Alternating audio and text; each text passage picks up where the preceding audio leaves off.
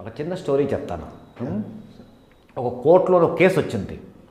ఒక 62 సంవత్సరాలైన ఒక వ్యక్తి కోర్టులో వెళ్ళి కేసు వేస్తాడు. ఏమిట్రా అంటే, నాకంటే 10 సంవత్సరాలు మా అన్నయ్య పెద్ద, వాడికి 72 సంవత్సరాలు, మా అమ్మ దానికి 92 సంవత్సరాలు. మా అమ్మ ఏమో మా అన్నయ్య దగ్గర ఉంది. మా అమ్మ 92 సంవత్సరాలది మా అన్నయ్య దగ్గర ఉంది. వీడికి 72 సంవత్సరాలు వచ్చే, వాడు మా అమ్మనేమో కరెక్ట్గా చూసుకోలేకపోతున్నాడు. సో కోర్టు వాళ్ళని నేను రిక్వెస్ట్ చేస్తుంది ఏంట్రా అంటే, మా అమ్మని దాంతోపాటు మా అన్నయ్యని నా దగ్గర వచ్చి ఉండమనండి, నేను ఇంకా 62 సంవత్సరాలే, వాళ్ళని నేను చూసుకుంటా అన్నాడు. ఆ జడ్జికి అర్థం కాలే. ఆ జడ్జి తర్వాత జడ్జిమెంట్ ఇచ్చిన తర్వాత అన్నాడు, నేను గత 25 సంవత్సరాలుగా ఈ కోర్టులో జడ్జిగా ఉన్నాను. నా దగ్గర వచ్చిన కేసులన్నీ కూడా ఇద్దరు అన్నదమ్ములేమో ఆస్తి కోసం కానీ ప్రాపర్టీ కోసం కానీ అమ్మని వీడించుకోవాలి, అమ్మని వాడించుకోవాలి, నాన్నని వీడించుకోవాలి, లేకపోతే ఇంకేదో కొట్లాట్ల ఓన్లీ నెగిటివ్ గురించి కోర్టుకు వచ్చారు. కానీ ఫస్ట్ టైం ఒక కేసు చూశాను. ఏంట్రా అంటే, నా అమ్మని నేను చూసుకుంటా, మా అన్నయ్యని నేను చూసుకుంటా అన్నది. భేష్ కట్ చేస్తే ఇదే జడ్జి వాళ్ళ విలేజ్కి వెళ్ళాడు. విలేజ్కి వెళ్తే అక్కడ వాళ్ళ అన్నయ్య ఉన్నాడు. వాళ్ళ అన్నయ్య 80 వస్తున్నాడు. వాడి దగ్గరికి వెళ్ళి అన్నాడు, అన్నయ్య ఒక పని చేద్దాం, నువ్వు నాతో పాటు హైదరాబాద్ వచ్చి మన ఇద్దరం కలిసి ఉందాం. లేదు నువ్వు రానంటావా, నేను నా కోర్టు అక్కర్లేదు, నేను నీ దగ్గర వచ్చి ఉంటాను. సో అలా ఉండండి అన్నదమ్ములు. చిన్నప్పుడేమో అమ్మ దగ్గర పడుకున్నప్పుడు అమ్మ నాకు కావాలని ఒకడేమో అమ్మాయి చేసుకుంటే, అమ్మ నాకు కావాలని ఒకడు, అమ్మ నాకు కావాలి అనేసి ఇద్దరు కొట్టుకుంటారు. ఇదే వీళ్ళు పెద్ద అయిపోయిన తర్వాత అమ్మ నువ్వు ఉంచుకో, అమ్మ నాకు అక్కర్లేదు, అమ్మ నువ్వు ఉంచుకో, అమ్మ నాకు అక్కర్లేదు అంటారు. వై? ఏమిటి చేంజ్ వచ్చేసింది మీలోని? ఏం లేదు కదా, మీరు పెద్ద అయ్యారు. ఏళ్ళు ఎగసన బుద్ధి దిగసన అంటారు.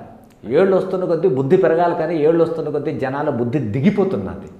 ఆ అమ్మను పనిచేసుకుంటారు. వాళ్ళు ఒక్క మాట రివైండ్ చేసుకుని వెళ్ళండి. మీరు చిన్నప్పుడు మీ అమ్మని మీరు వదలకుండా ఉండేవారు, మీ అమ్మ పెడితేనే తినేవారు, మీ అమ్మ పక్కనే పడుకునేవారు.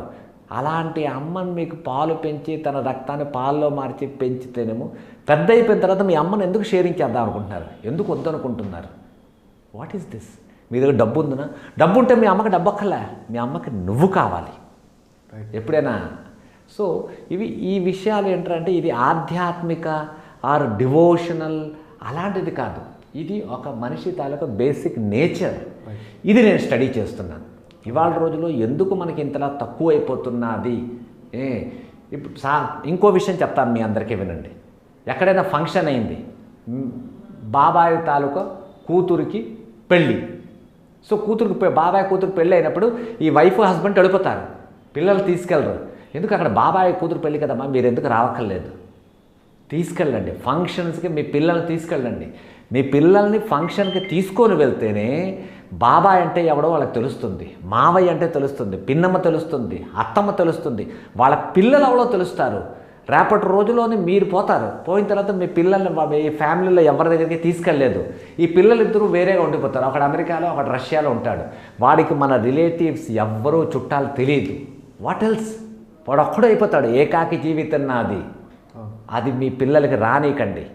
మీ పిల్లల్ని మీ చుట్టరికాలు మొత్తం చెప్పండి వాళ్ళకి. ఏయ్, ఇదిగో బాబాయ్ కొడుకు నీకు తమ్ముడు అవుతాడు, ఇదిగో అత్తమ్మ కొడుకు నీకు బావ అవుతాడు, చెప్పండి వాళ్ళకి. వాళ్ళలో ఉన్న ఇంటిమేసీని పెంచడానికి ట్రై చేయండి. అది మీ డ్యూటీ. అది మీ పిల్లలు రిలేషన్స్తో పాటు ఏకమత్యంగా ఉండాలి అంటే అది మీ డ్యూటీ.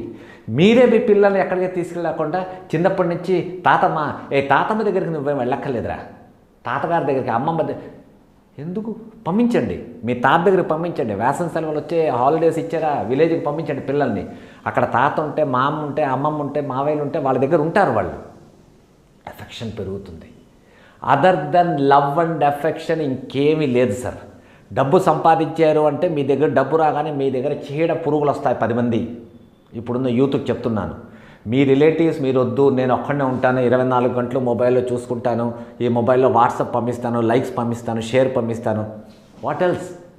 ఎవరికైనా హ్యాపీ బర్త్డే వచ్చిందంటే హ్యాపీ బర్త్డే ఒక నవ్వు పంపిస్తారు. వాడికి ఫోన్ చేయండి. మీ ఫ్రెండ్ అయినా సరే, మీ రిలేటివ్ అయినా సరే ఫోన్ చేయండి. ఫోన్ చేసేప్పుడు, ఏయ్ హ్యాపీ బర్త్డే రా డూడ్, ఏం చేస్తున్నావు? ఎస్, ఎక్కడున్నావు? లాస్ ఏంజలస్లోనా? ఈవినింగ్ ప్రోగ్రామ్ ఏంటి? మాట్లాడండి. మాట్లాడితే ఇప్పుడు నేను ఇదే మాట్లాడింది, ఈ ఎక్స్ప్రెషన్స్ వాడికి అర్థం అవుతాయి. There is a intimacy developing. రేపటి రోజుల్లో మీరు నన్ను తిట్టుకోవచ్చు, ఈ సత్యప్రకాష్ ఏంటి రిలేషన్ డెవలప్ చేయమని చెప్తున్నాడు ఏంటి అని.